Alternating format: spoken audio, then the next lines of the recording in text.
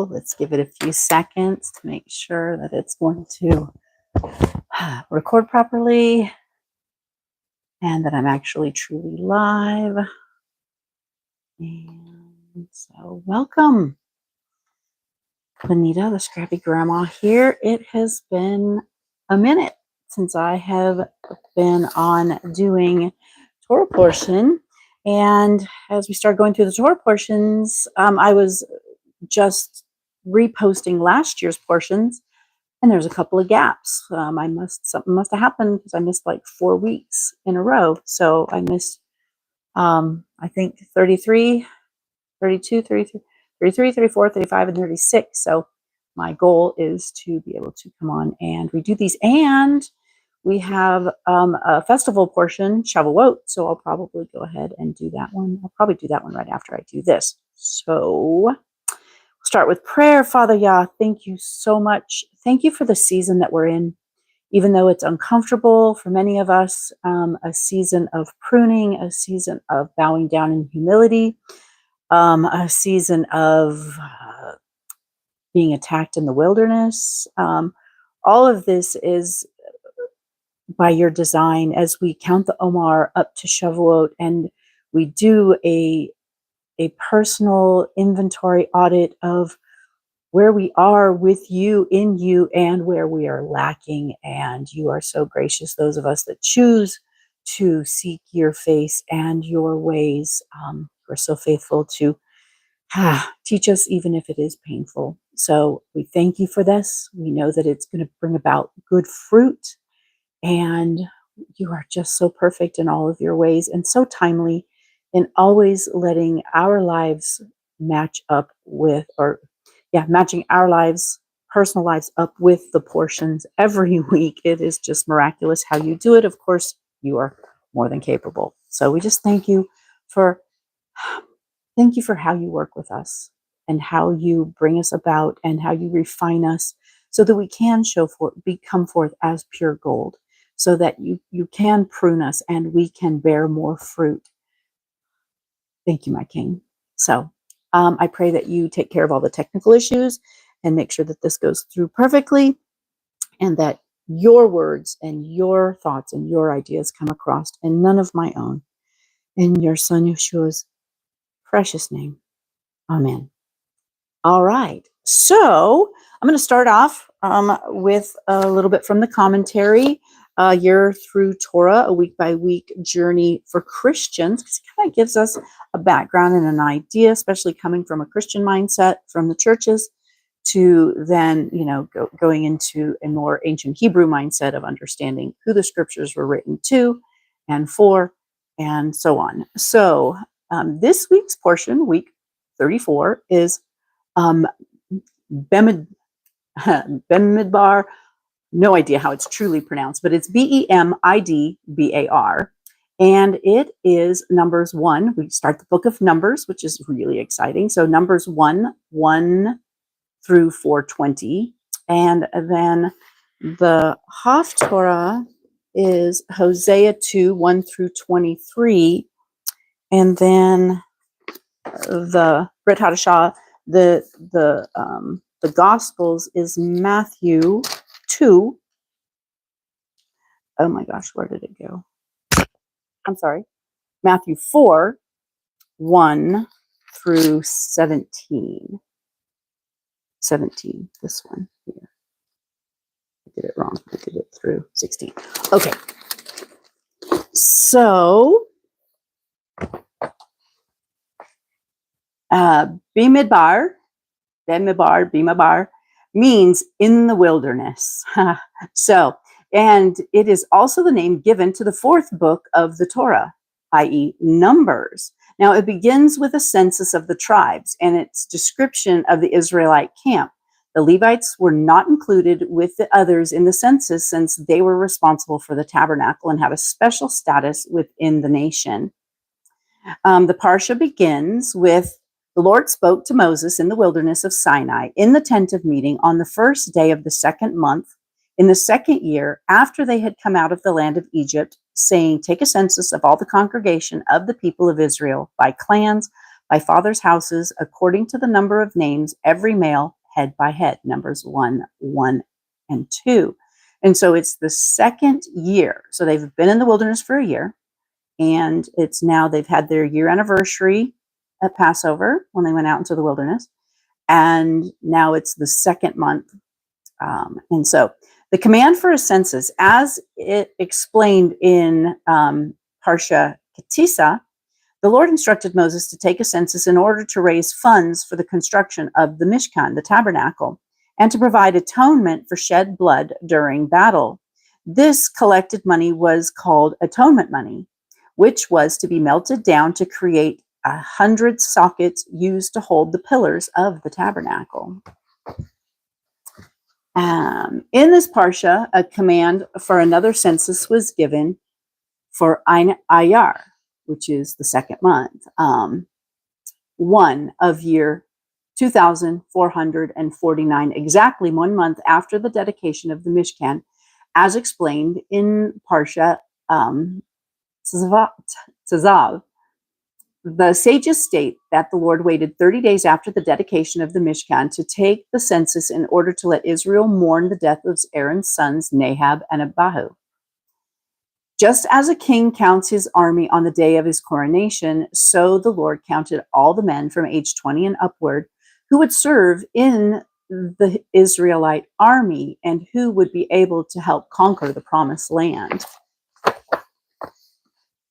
Like the earlier census, the men were counted by means of a half shekel coin, according to Midrash. Midrash is where people get together and they talk about what they think the Torah portion means. So the reason for this is that as each Hebrew is being counted, Satan takes note and accuses them before the Father as a transgressor, calling for the punishment of his sins. The use of the half shekel then was a means to outwit the accuser. In addition, each man also had to provide documents that proved from what tribe they descended. Moses and the chiefs of each tribe counted a total of 603,550 men. Numbers, math. Of draftable age, 20 to 60 years in Israel. Of these, 22,273 were firstborn sons. The tribe of Levi, however, was not counted with the other tribes since they were separated to serve in the tabernacle, in the Mishkan. And it's cool because it has the arrangement of tents, of tribes, of camps around the tabernacle. So it has what tribe is placed where. And so the Parsha next explains how the Israelite camp was to be arranged. The Mishkan occupied the central location with Levites surrounding it. Moses and the Kohanim, the priests, camped at the entrance on the east. The 12 tribes were divided into 4 groups of 3, each of which had its own colorful flag or standard.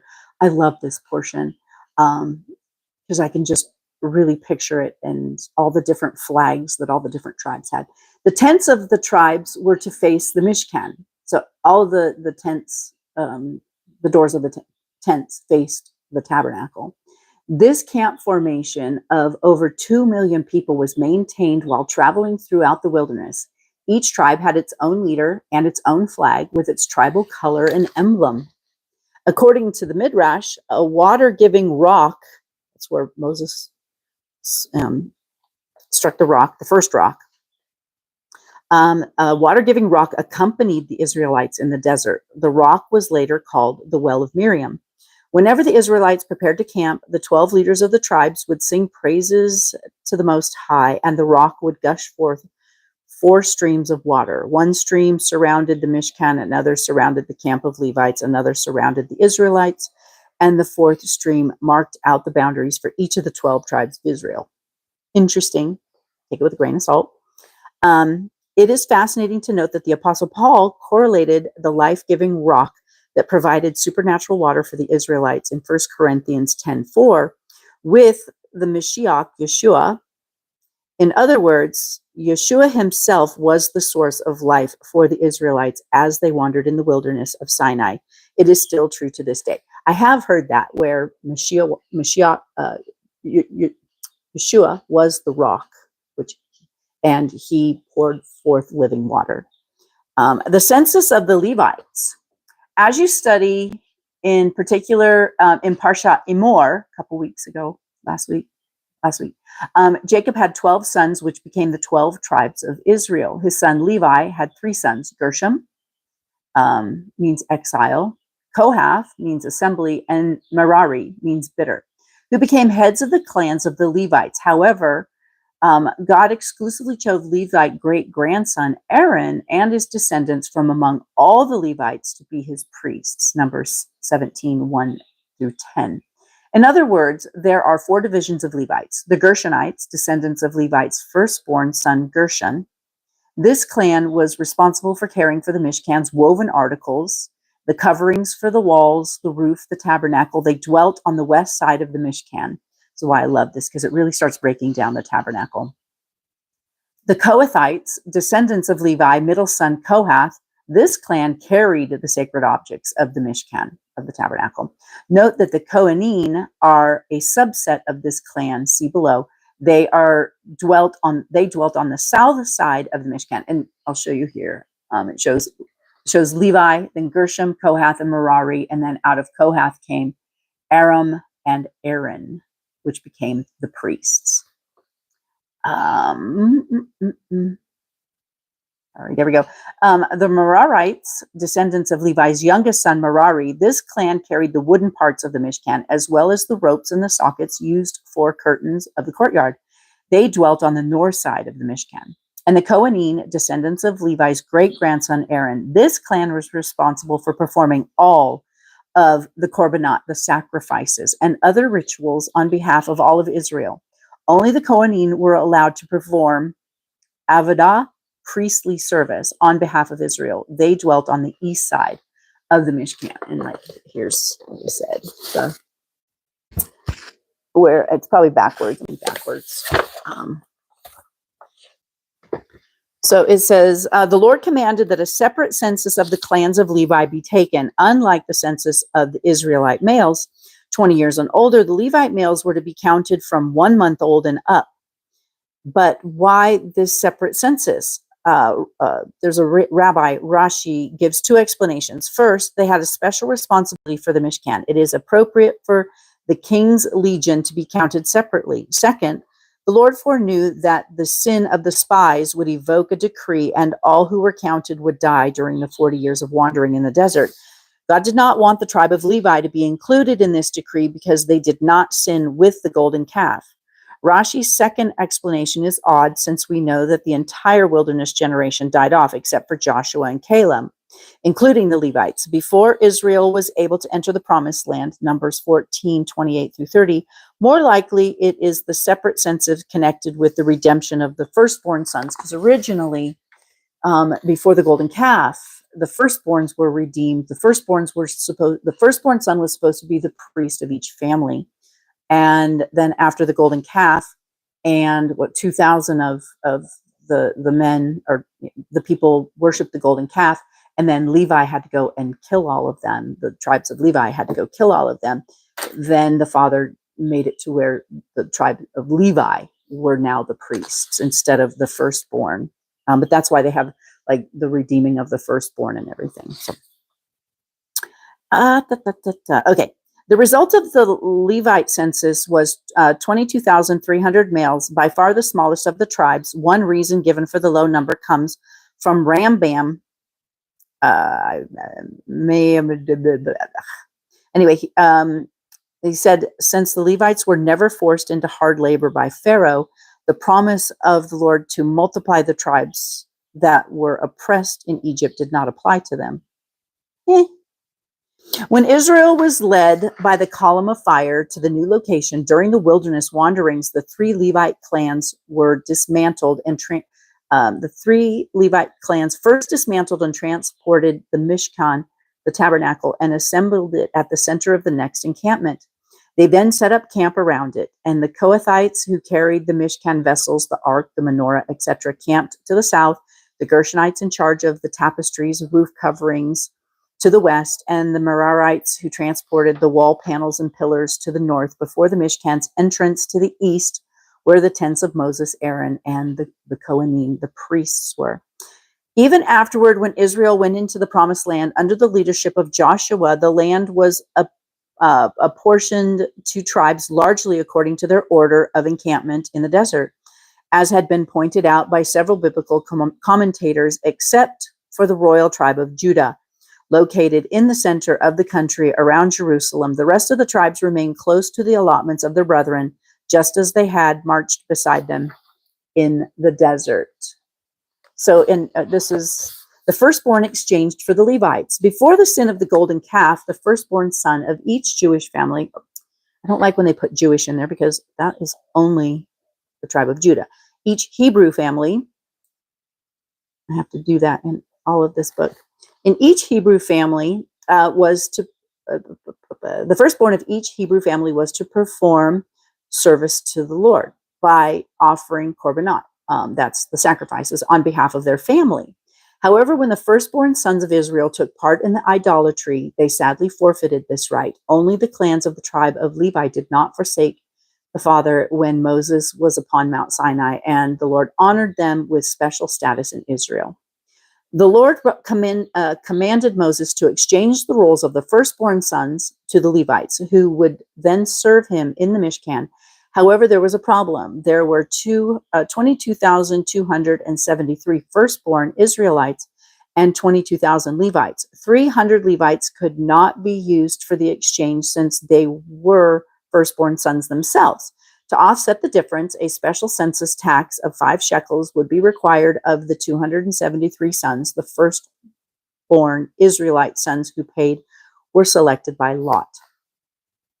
And then the significance of the census. The census, among other things, indicated to the Lord is that the Lord is a God of orderliness who is concerned for each member of the community. Every Hebrew is uniquely created and known by the Lord, and not one is unseen or forgotten. Rashi makes the famous statement, as one man with one heart. Though each Hebrew was accounted for before the Lord, all of Israel was a family, a united people with whom the Lord was God and Father. This family had specific roles and functions, each of which was not performed by others. For example, the Levites were forbidden to do the work of the Kohanim, and vice versa. Even within the Levites themselves, each clan was assigned to its unique role. So the duties of the Kohathites. The Lord further commanded that a census of the sons of Kohath be taken. These selected men would be responsible for carrying the most sacred objects of the Mishkan, the holy ark, the table, the lampstand, and the 2 altars, the altar of incense and the brazen altar. The sacred objects were not to be transported using any means other than upon the shoulders of the men of Kohath. Moreover, none of these sacred objects were to be looked upon or touched by the Kohathites or any other Levite upon pain of death. And it's interesting because they would have the high priests would go in and bundle everything up, and then the Kohathites would be able to come in and transport. So before every journey, the Kohanim clan was ordered carefully to wrap up the Kohanim clan. So the high priests were the priests were ordered to carefully wrap up the objects. Each object had its own wrapping. When covering the ark, when covering the Aron Kodesh, the holy ark, the Kohanim would walk backwards and drape the veil over the ark. Next, it was wrapped in a waterproof layer of tahash skin. Finally, the ark was covered with a cloth of wool dyed blue, a symbol of heaven. The Kohanim, who carefully covered the other sacred objects, the table of showbread, was wrapped in tahalet and then covered with tahash skin, as were the lampstand and the altar of incense. The brazen altar was a bit different since it always had heavenly fire in the shape of a lion that rested over it. Before every journey, the Kohanim would put a metal cover over the fire and then spread a purple cloth over the altar itself. Finally, the entire altar was covered within the outer layer of a tahash skin. I have to look up what tahash skin is. It was only after all of this preparation that the Kohathites were permitted to come in and move the sacred objects when the Israelites decamped. To ensure order in this process, the Lord commanded Aaron's son Eleazar, which means God has helped, to oversee the work of the Kohathites and to assure that the objects were properly covered before they were moved. Eleazar was also appointed to carry the oil for the menorah, the fragrant incense, the daily grain offering, and the holy anointing oil. He was further commissioned to oversee the entire Mishkan and its operations. So that is the commentary. So let's get started in actual reading the word. Numbers 1:1. And Yah spoke to Moshe in the wilderness of Sinai in the tent of appointment on the first day to the second new moon in the second year after they had come out of the land of Mitzrayim, Egypt, saying, take a census of all the congregation of the children of Israel, by their clans, by their fathers' houses, according to the number of names, every male, head by head. From 20 years old and above, everyone going out to the army of Israel, number them by their divisions, you and Aaron. And a man from every tribe should be with you, each one the head of his father's house. And these are the names of the men who stand with you. From Reuben, Elister, son of, oh boy, we're going to do the names, Shehedyur, and Simeon, Shemuel, son of Chesherdai. From Yehuda, Nahshon, son of Amminadab. From Yishar, Nathaniel, son of Tesur. From Zebulun, Eliah, son of Helon. From the sons of Joseph, from Ephraim, Elishama, son of Ammihadad. From Manasseh, Gamaliel, son of Pedashur. From Benjamin, Abidan, son of Gidoni. From Dan, Ahiezer, son of Ammishaddai. From Asher, Pagiel, son of Okram. From Gad, Eliasaph, son of Daul. From Naphtali, Ahira, son of Enan. And these were the ones called from the congregation leaders of their fathers' tribes, heads of the thousands of Israel. And Moshe and Aaron took these men who were called by name, and they assembled all the congregation together on the first day of the second new moon. And they declared their ancestry by clans, by the fathers' houses, according to the number of names, from 20 years old and above, each one head by head, as Yah had commanded Moshe. So he registered them in the wilderness of Sinai, and the children of Reuben, Israel's firstborn, their genealogies by their clans, by their fathers' house, according to the number of names, every male, head by head, from 20 years old and above, everyone going out to army. Those who were registered of the tribe of Reuben were 46,500 men. From the children of Simeon, their genealogies by their clans, by their father's house, of those who were registered according to the number of names, every male, head by head, from 20 years old and above, everyone going out to the army. Those who were registered of the tribe of Simeon were 59,300.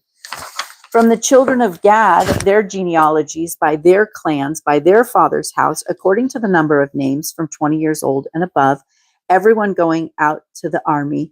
Those who were registered of the tribe of Gad were 45,650. From the children of Yehuda, their genealogies by their clans, by their father's house, according to the number of names, from 20 years old and above, everyone going out to the army, those who were registered of the tribe of Yehuda, Judah, were 74,600. And from the children of Issachar, their genealogies by their clan, by their father's house, according to the number of names, from 20 years old and above, everyone going out to the army, those who were registered of the tribe of Issachar were 54,400. And the children of Zebulun, their genealogies by their clans, by their father's house, according to the number of names, from 20 years old and above, everyone going out to the army. Those who were registered of the tribe of Zebulun were 57,400.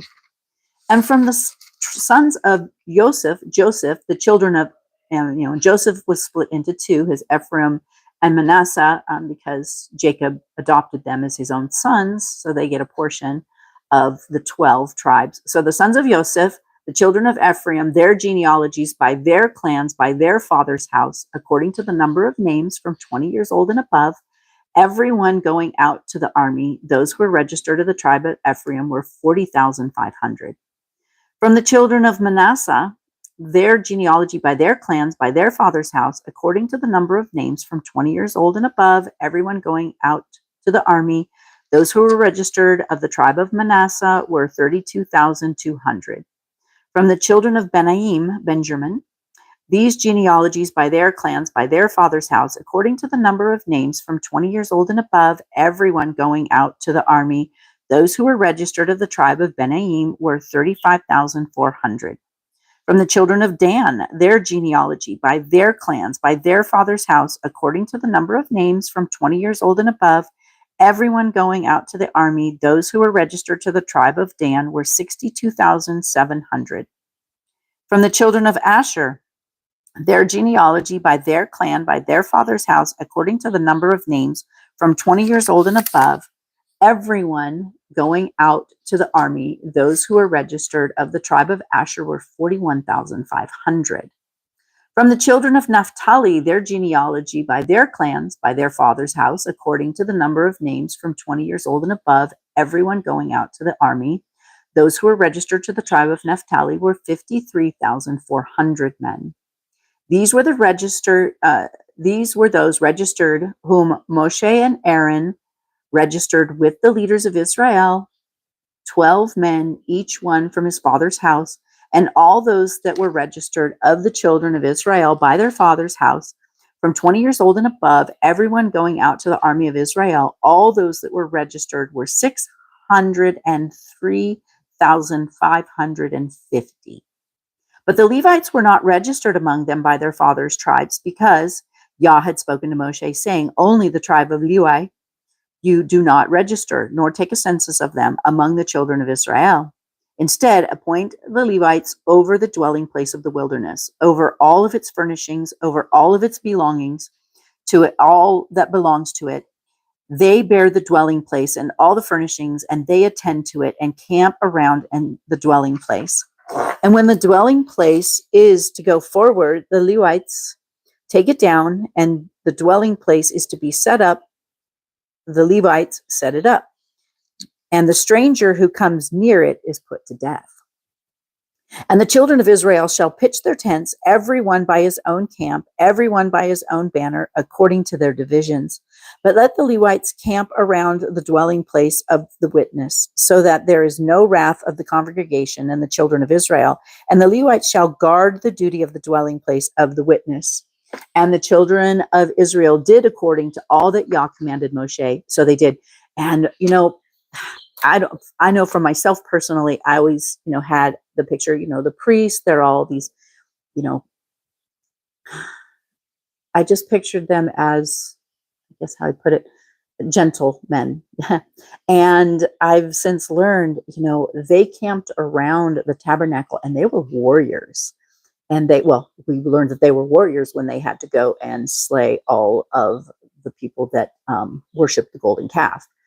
But they were warriors, and they were the last bit of protection. If you think about it, the tabernacle set up, and then the Levites are set up all around it, and then the other tribes are set up around that. So invading armies, they'd have to get through the tribe, but then they'd also have to get past the Levites to actually get to the tabernacle, the wilderness tabernacle. So they were warriors. And I think we need to reevaluate, at least I had to, pictures in my mind of how I pictured these men to be. These were warriors and manly men. So anyway, 2. And Yah spoke to Moshe and to Aaron, saying, the children of Israel are to camp, each one by its own banner, beside the sign of his father's house. Let them camp around the tent of appointment at the distance. And on the east side, towards the sunrise, those of the banner of the camp of Yehuda camp according to their divisions. And the leader of the children of Yehuda, Nahshon, son of Amminadab, and his army with their registered ones, 74,600. And those camping next to him is the tribe of Issachar. And the leader of the children of Issachar, Nathaniel, son of Tesur, and his army with its registered ones, 54,400. Then the tribe of Zebulun, and the leader of the children of Zebulun, Eliab, son of Helion, and his army with its registered ones, 57,400. All of the registered ones of the camp of Yehuda, according to their division, 186,400. These depart first. So as they camp, and then Yehuda basically is over those three tribes, and those are the ones that depart first when the tabernacle goes to move, or I think also when they go to war.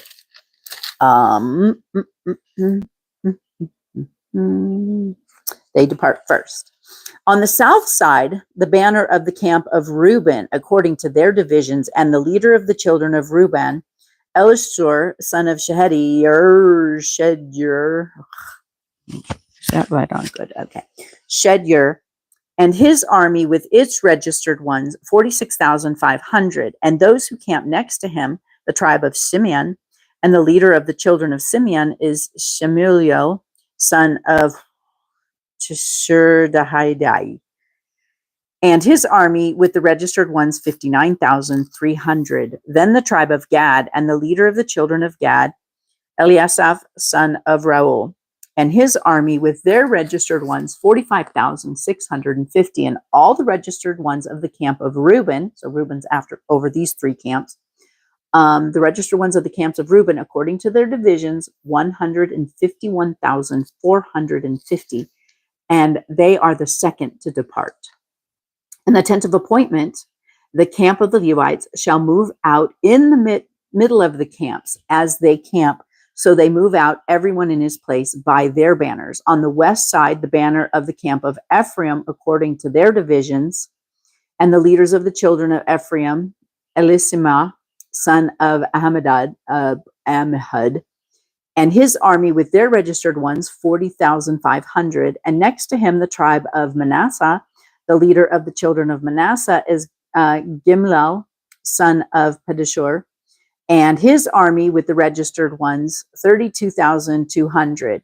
And the tribe of Benaim, and the leader of the children of Benaim, Benjamin, Abadan, son of Gidoni, and his army with their registered ones, 35,400. And all the registered ones of the camp of Ephraim, according to the divisions, their divisions, 108,100. And they are the third to depart. On the north side of the banner camp, so basically it's Reuben and his three tribes, and then it was, it was Judah and the banner of Reuben. Was it Judah? I think it's Judah and his three tribes, and then Reuben and his three tribes, then the Levites and the tabernacle, and then after that it's Ephraim and those three tribes. And I registered. Okay. 62,000. And those who camp next to him, the tribe of Ash. Oh, wait a minute. Where did I go? And his army registered, and all the registered ones of the camp of Ephraim, according to their divisions. Okay. On the north side, the banner of the camp of Dan, according to the divisions of the leader of the children of Dan, Ahiezer, son of Ammishaddai, and his army with their registered ones, 62,700. And those who camp next to him, the tribes of Asher, and the leader of the children of Asher is Pagiel, son of Okran, and his army with their registered ones, 41,500. Then the tribe of Naphtali, the leader of the children of Naphtali, Ahira, son of Enan, and his army with their registered ones, 53,400. All of the registered ones of the camp of Dan, 157,600, and they depart last with their banners. These are the registered ones of the children of Israel by their fathers' houses, all who were registered according to their divisions of the camps, 603,550. But the Levites were not registered among the children of Israel as Yah commanded Moshe. And the children of Israel did according to all that Yah commanded Moshe. So they camped by their banners, and so they departed each one by his clan according to the fathers' houses. Can you guys picture it? That's like just, the pillar of smoke or fire, it moves and they got to pack everything up.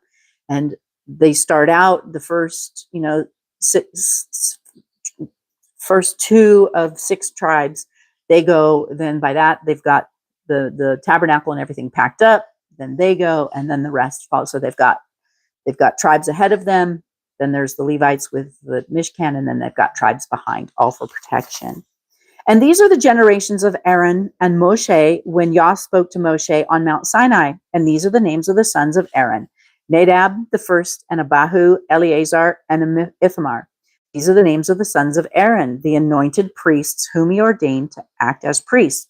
And Nadab and Abihu had died before Yah when they brought strange fire before Yah in the wilderness of Sinai. And they had no children. So Eleazar and Ithamar acted as priests in the presence of Aaron their father. And Yah spoke to Moshe, saying, "Bring the tribe of Levi near, and set them before Aaron the priest, and they shall serve him, and shall guard his duty and the duty of all the congregation before the tent of appointment, to do the service of the dwelling place. And they shall guard all the furnishings of the tent of appointment, and the duty of the children of Israel to do the service of the dwelling place. And you shall give the Levites to Aaron and his sons. They are the given ones given to him from among the children of Israel. And appoint Aaron and his sons, and they shall guard their priesthood. And the stranger who comes near them shall be put to death." And Yah spoke to Moshe, saying, "Now look, I myself have taken the Levites from among the children of Israel instead of every firstborn who opens the womb among the children of Israel. And the Levites shall be mine, because all the firstborn are mine. On the day that I struck all the firstborn in the land of Mitzrayim, I set apart to myself all the firstborn in Israel." So when he put to death all the firstborn in Egypt, he then set aside and redeemed all the firstborn of Israel to be his priests at that time.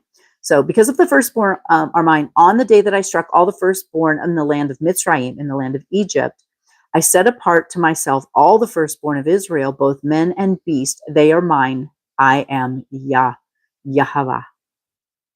And Yah spoke to Moshe in the wilderness of Sinai, saying, "Register the children of Levi by their fathers' houses, by their clans. Register every male from a new moon old," so 1 month old, "from a new moon old and above." So Moshe registered them according to the word of Yah, as he had been commanded. And these were the sons of Levi by their names: Gershon and Kahath and Merari. And these are the names of the sons of Gershon by their clans: Libni and Shemini. The sons of Kahath by their clans: Amram and Yishar, Hebron and Uzuel. And the sons of Merari by their clans: Mahali and Mushi. These are the clans of the Levites by their fathers' houses. From Gershom came the clan of the Libanites and the clan of the Shimonites.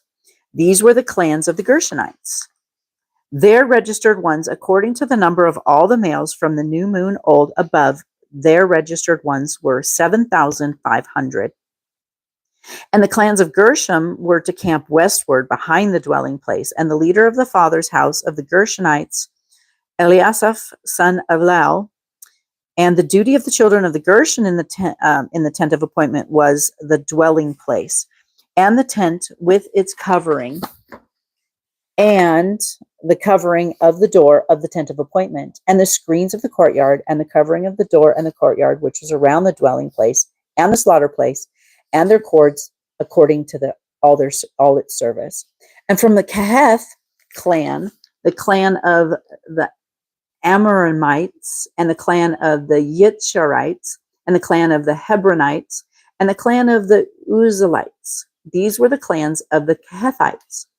In number, all the males from the new moon old and above were 8,600, guarding the duty of the set-apart place, the tabernacle.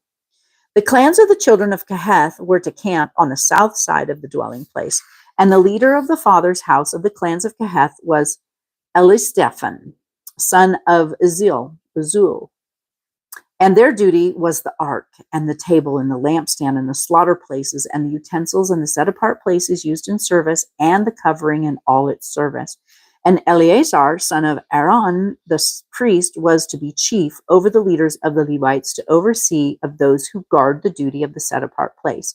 From Merari came the clan of the Mahalites, the clan of the Mushites, and these are the clans of Merari. And the number of their registered ones, all the males from the new moon old and above, were 6,200. And the leaders of the father's house of the clans of Merari were Tersiel, son of Abahel. These were to camp on the north side of the dwelling place. And the appointed day of the children of Merari, and the appointed duty of the children of Merari was the boards of the dwelling place, and its bars, and its columns, and its sockets, and its utensils, and all its service, and the columns of the courtyard all around with their sockets, and their pegs, and their cords. And those who were to camp before the dwelling place on the east, before the tent of appointment, were Moshe and Aaron and his sons, guarding the duty of the set apart place, and the duty of the children of Israel. But the stranger who came near was to be put to death.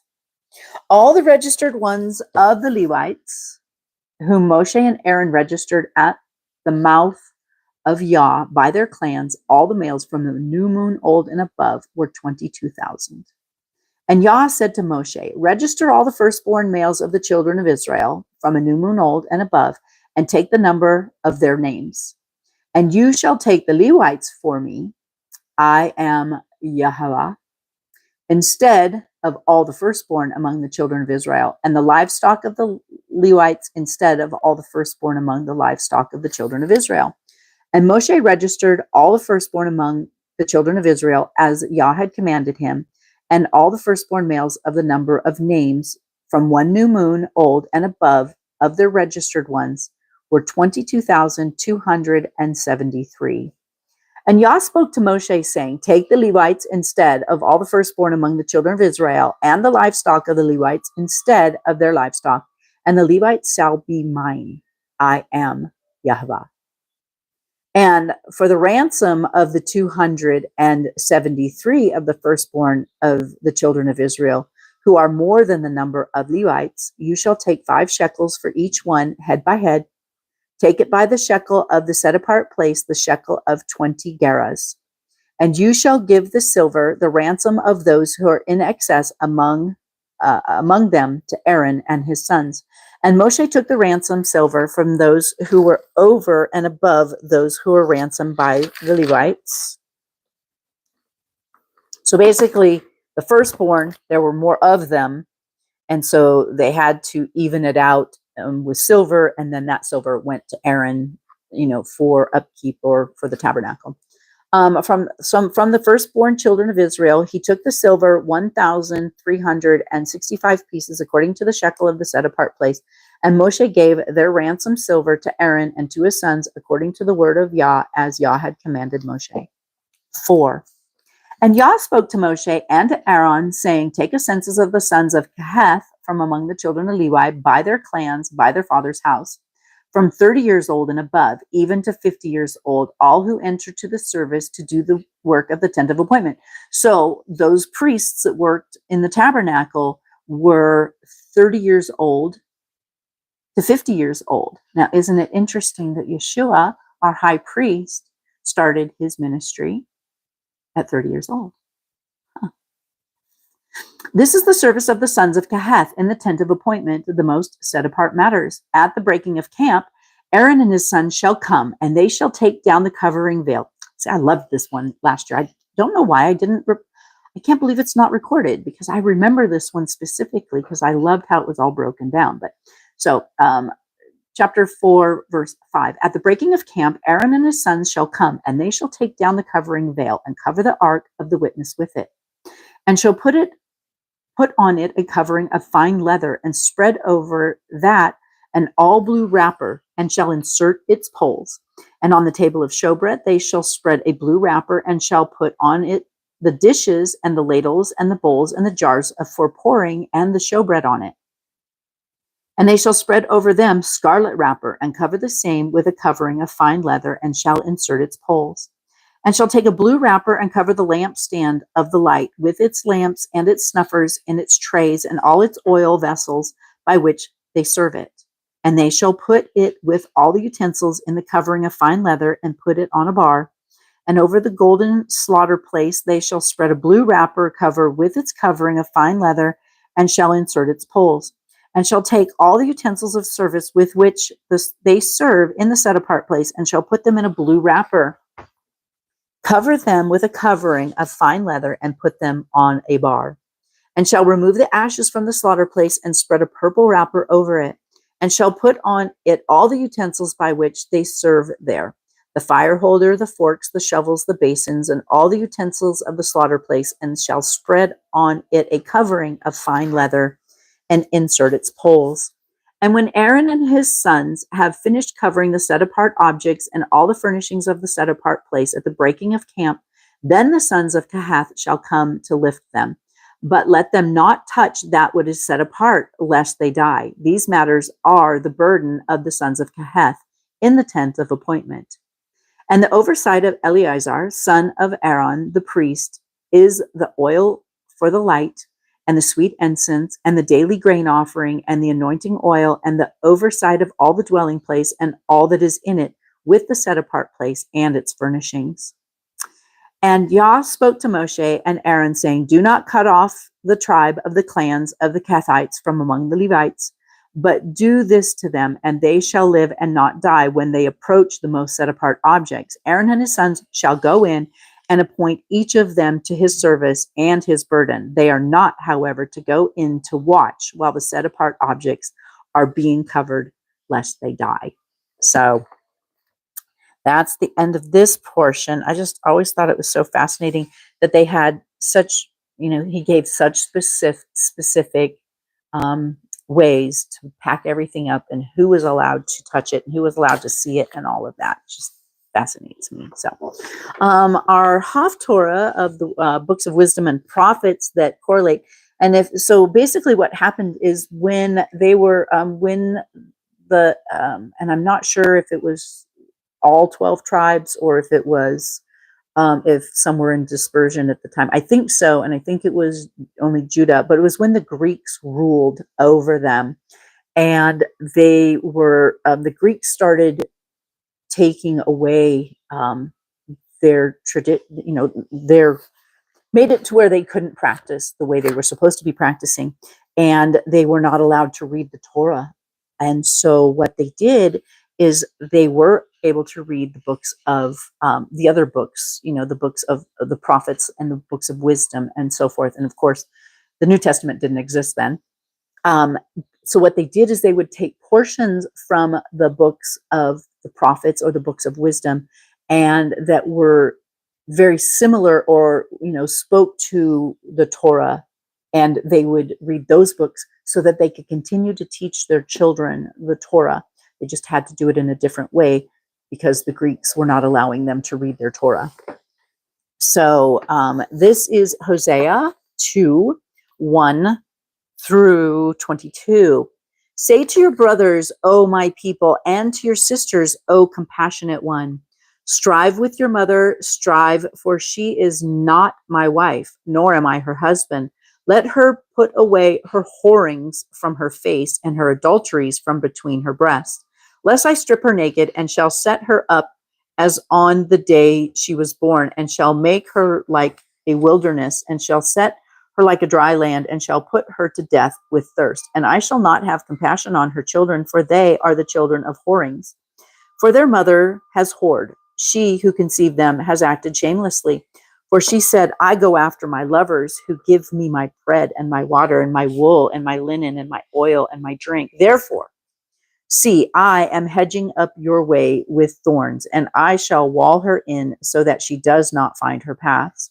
And she shall pursue her lovers, but not overtake them, and she shall seek them, but not find them. Then she shall say, let me go back and return to my first husband, for then it was better for me than now. And she did not acknowledge that I gave her grain and new wine and oil and increased her silver and gold with which she prepared for Baal, a pagan god. Therefore, I shall turn back and shall take my grain in its time and my new wine and in its appointed time, and I shall take away my wool and my linen covering her nakedness. And now I shall uncover her shame before the eyes of her lovers, and no one shall deliver her from my hand. And I shall cause all the rejoicing and her festivals and her new moons and her Sabbaths, even all her appointed times, to cease. So this is, they've gone astray again, and Israel has gone out whoring and worshiping pagan gods, and so now she's being punished. And so, and all of her appointed times will cease. And when they all went into dispersion and were dispersed across, around the world, well, there's several. I mean, the 10 tribes are still lost. They're still dispersed into all the other nations. They've assimilated. They don't even know who they are, although many people are coming back. And like Ezekiel's dry bones, they're coming back to their Torah. So this is, this happened then, but also prophetic in that. So, but many of them, they've lost their appointed times and their new moons. And so it's beautiful learning these and bringing them back. And lay waste her vines and her fig trees, and which she had said, these are my harlot fees that my lovers have given me, and I shall make them a forest, and the beasts of the field shall eat them.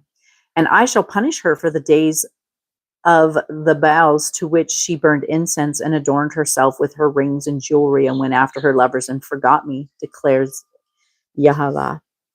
Therefore, see, I am alluring her and shall lead her into the wilderness and shall speak to her heart and give to her vineyards from there and the valley of Achor as the door of expectation. And there she shall respond as in the days of her youth, as in the days when she came up from the land of Mitzrayim. And it shall be in that day, declares Yah, that she shall call me my husband and no longer call me my Baal, which Baal means Lord, or Lord is it's translated as Lord.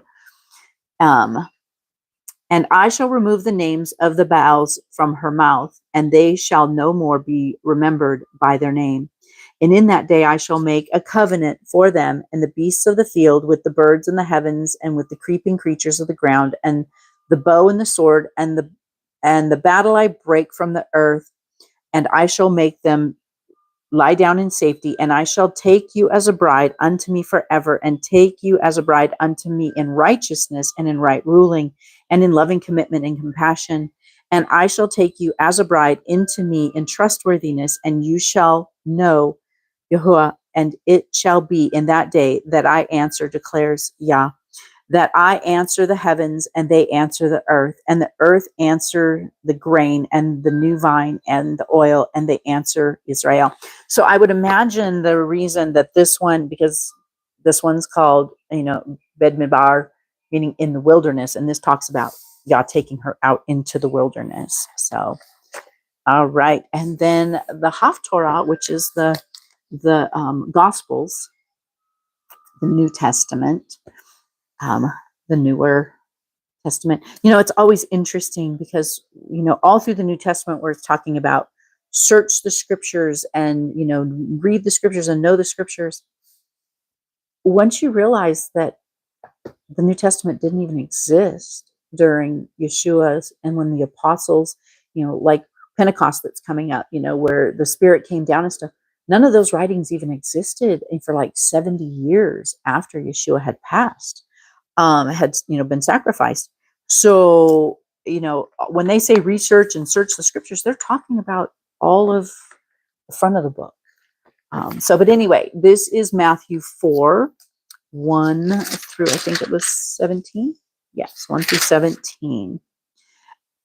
And Yeshua was led by the Spirit into the wilderness. So we see a theme here, to be tried by the devil. And after having fasted 40 days and 40 nights, he was hungry. And the trier came and said to him, if you are the Son of Elohim, command that these stones become bread. But he answered, saying, it has been written, man shall not live by bread alone, but by every word that comes out of the mouth of Yahuwah. And that's actually a quote from Deuteronomy 8:3. Then the devil took him up to the set apart city, set him on the edge of the set apart place, and said to him, if you are the son of Elohim, throw yourself down, for it has been written. So now the accuser, our enemy, Hasatan, Satan, is now using scripture, and he shall command his messengers concerning you. Tahine, what is that? I still don't know their Hebrew. I try to write them down when I find them. T-E-H.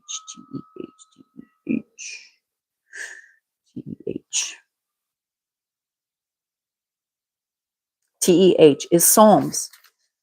Let's write that down. So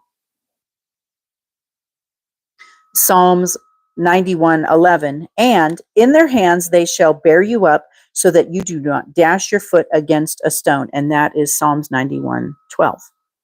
Yeshua said to him, it has also been written, you shall not try Yahweh your Elohim. And that is in Deuteronomy 6. Deuteronomy 6:16.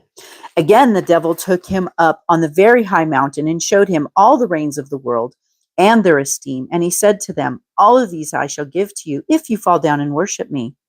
And Yeshua said to him, go, Satan, for it has been written, you shall worship Yahweh your Elohim, and him alone, and you shall serve him. And that's Deuteronomy 6:13. When the devil left him, and messengers came and attended him. And Yeshua, having heard that Yohanan had been put in prison, withdrew into Galilee. And leaving Nazareth, he came and dwelt in Kephar Nahum, which is by the sea, in the borders of Zebulun and Naphtali, to fill what was spoken by Yeshayahu the prophet, saying, the land of Zebulun and the land of Naphtali, the way of the sea, beyond the Jordan, Galilee of the nations. The people who sat in darkness saw a great light, and upon those who sat in the land and shadow of death, light arose to them. And that's Yeshayahu, and that is Yeshayahu is Isaiah. Hold on here, I want to put that in there. So that's Isaiah 9:1-2. And from that time, Yeshua began to proclaim and to say, repent, for the reign of the heavens has drawn near. So I have really missed reading the Torah portions, and I've really missed it. So we are finished for today. Thank you, Father Yah. Thank you so much for everything that you're teaching us through this. I pray that this goes out to whoever you want it to reach, and it is a blessing. And above all, that through the reading of this, and in unity with other believers, that we bless your holy name. Thank you, and be blessed. Amen. All right. So thank you for joining me. And I'm actually going to, I'm going to do the Shavuot portion. It's a festival portion in a little bit. And so, but this is this for this week. And I hope to do next week's. I hope to fill in the gaps of the ones that I've missed from last year. And who knows, I may start reading live again, because I really missed it. And my life has been crazy, and I miss reading the word on camera. So be blessed. I'll talk to you soon. Have a wonderful day. And that's how. Stop it. Forget. It's been so long.